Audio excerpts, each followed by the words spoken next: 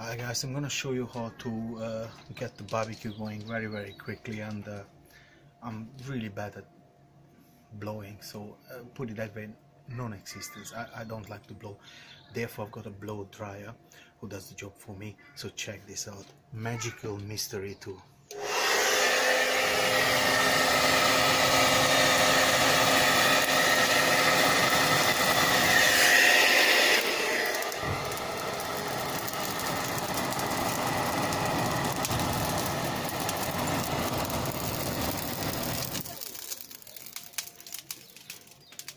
You see, and the barbecue is done in a second. Girlfriend is happy, and I'm gonna get something out of it tonight. Because